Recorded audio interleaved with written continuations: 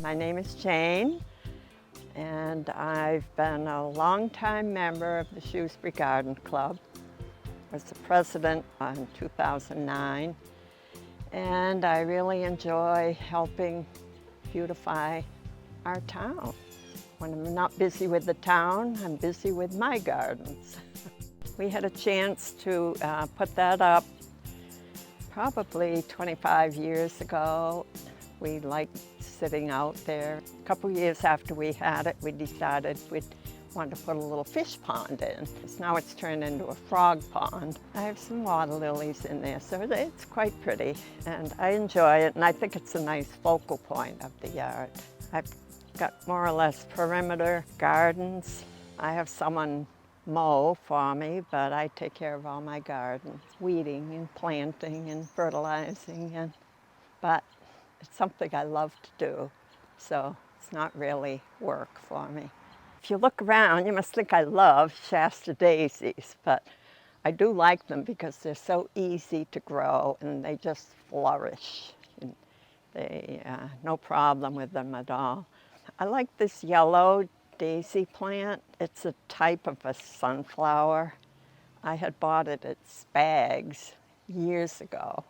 Never had a tag on it, but that was kind of typical of Spags. But I've transplanted them all over. In the spring, I have dwarf lilac, Miss Kim lilacs, which I love. They're so fragrant and a nice early flower. Gardens are wonderful because every week to week they change. So you always have something new coming and something going by.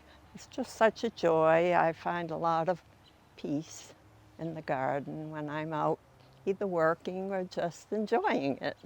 This garden here, that used to be all lawn, and I talked my husband into digging it all up and putting another garden in there, so I can look out my kitchen and see it. I just love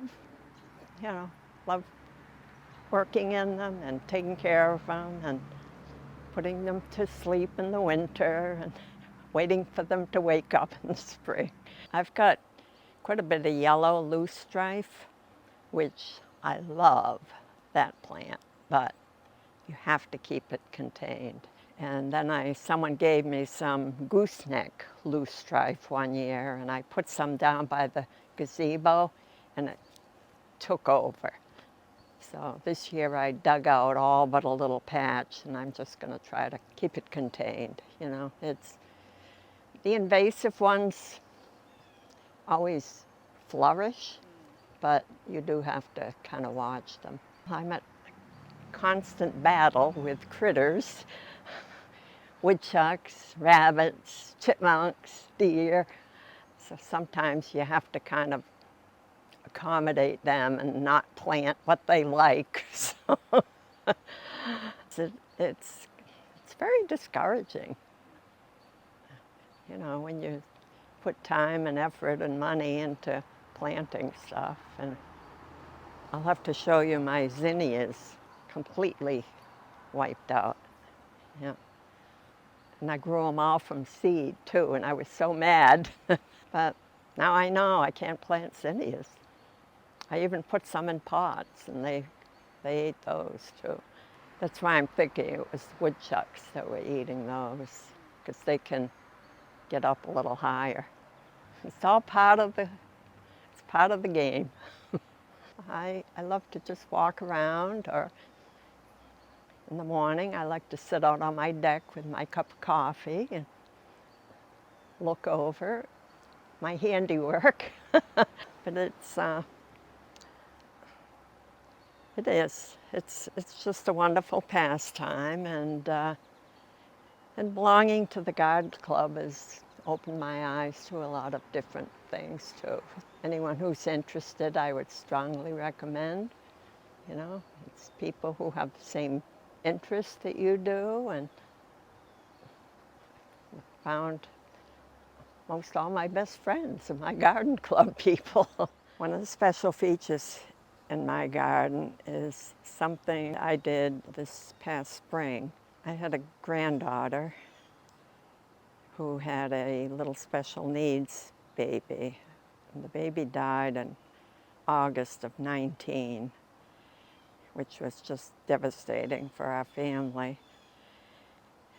And my granddaughter, I took her here to live with me, and we seemed to think she was doing fine, but she ended up taking her life because she couldn't get over the grief of losing that child.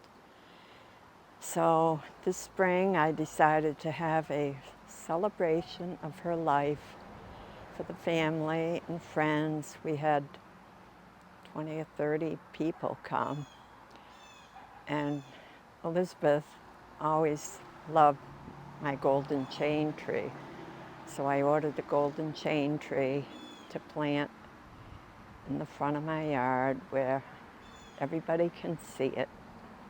And my grandson and my great-grandson dug the hole, and we planted the tree that day, and we had a wonderful day remembering Elizabeth and Gianna.